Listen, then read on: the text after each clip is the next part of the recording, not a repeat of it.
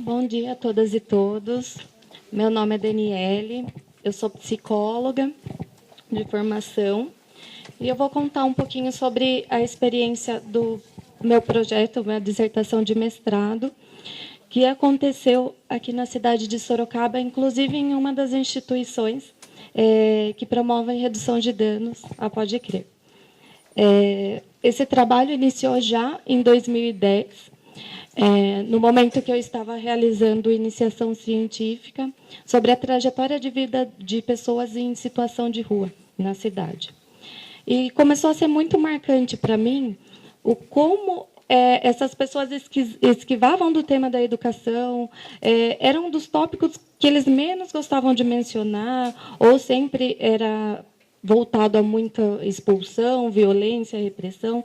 Eu acho que também como outros aspectos da vida estava marcado por essa questão. A ideia era inicialmente verificar essa questão da educação mais tradicional, da escolar, mas no decorrer do campo isso foi mudando. E quando na trajetória do campo, da observação participante, eu fui percebendo o quanto a educação já estava presente na vida daquelas pessoas. E não essa educação tradicional, mas a educação pelo ambiente que elas estavam vivenciando, pelas propostas que elas estavam sendo alcançadas, até pelo local que eu estava realizando essa pesquisa. Vamos lembrar um pouco, recapitulando, eu acho que é muito importante pontuar sobre a nossa cidade, né? O quanto ela é marcada pelo espaço urbano de momentos de exclusão, de demarcação de territórios pelo interesse de uma elite, né? Historicamente, ela vem marcada por isso, e marcada pelo polo manicomial. Então, nós vamos vindo de uma trajetória, de uma história de políticas e de invenção de direitos humanos mesmo. Então, esse trabalho se traz significativo no momento de visibilizar propostas que estão sendo vindo contra essa repressão dessa cidade, contra todo esse movimento. E é a proposta da Pode Crer. Então, o trabalho foi se transformando e acabou sendo um pouco de um relato de experiência das atividades realizadas pela própria instituição. E o quanto isso estava sendo significativo e promovendo educação para as pessoas que ali estavam podendo se beneficiar das atividades. Tá? Em contato com todos os educadores, com todos os profissionais e também em crescimento, reconhecendo o quanto aquelas pessoas tinham histórias de vidas, o quanto aquelas pessoas possuíam conhecimento e daquilo sendo transformado uma educação. A instituição também, é importante pensar que ela vem de uma proposta de redução de danos, pensar a redução de danos para além de só estratégias, mas a redução de danos como uma proposta de saúde que vai contra esses modelos repressivos, que até então é muito marcante na nossa cidade, né? Então, essa questão já é muito marcante, já começa aí um processo de educação, porque é um espaço diferenciado, em que eles são acolhidos e reconhecidos em seus direitos, né? Aí eu fui vendo os espaços que são promovidos.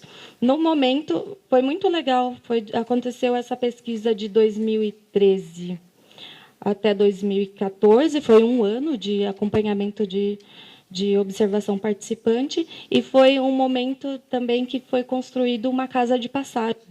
Eu acredito que uma proposta muito legal que existia na cidade, porque a proposta era de promover um espaço para que as pessoas conseguissem se estruturar e pensar no sair de lá. Não era só um local para passar a noite, não, era pensado individualmente uma estrutura para que aquela pessoa pudesse passagem mesmo, a própria palavra pode dizer, é um espaço, uma casa de passagem. Também pude presenciar o drop-in com todas as atividades.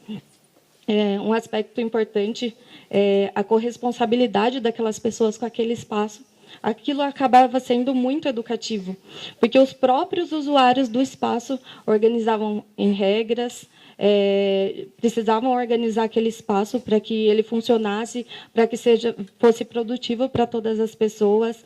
Os conflitos que aconteciam tinham que ser discutidos em assembleia, né? Então, aquilo era uma construção, como não ver a educação numa proposta como essa, né? Por que ver só a educação tradicional? Esses espaços. E o terceiro ponto, né, era a casa de passagem, que eu estava observando, o drop-in com as oficinas, com as propostas mais focadas, mas também o próprio espaço acabava promovendo uma ambiência, acabava sendo algo acolhedor, algo que pudesse trazer mudanças para aquelas pessoas, inclusive educativas. E a terceira proposta observada também foi as intervenções em si, em redução de danos. E eu percebo que essas três frentes, por mais que possuíam propostas diferentes, e, ao mesmo tempo, todas comunicavam entre si, eram pensadas em coletivo, elas promoviam uma escuta dessas pessoas. O que eu utilizei estudos do Petuco para fazer a análise do trabalho, e ele fala muito do acolhimento incondicional e de uma escuta radical. O que seriam essas propostas?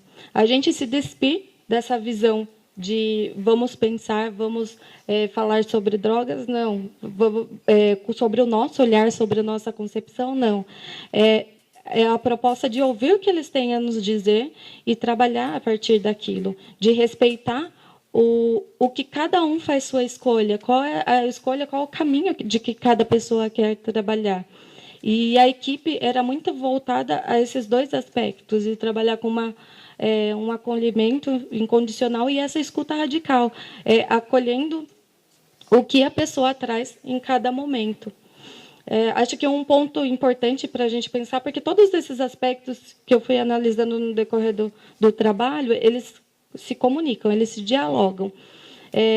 Algo importante que eu percebi, e fui percebendo no decorrer, foi a questão das portas fechadas.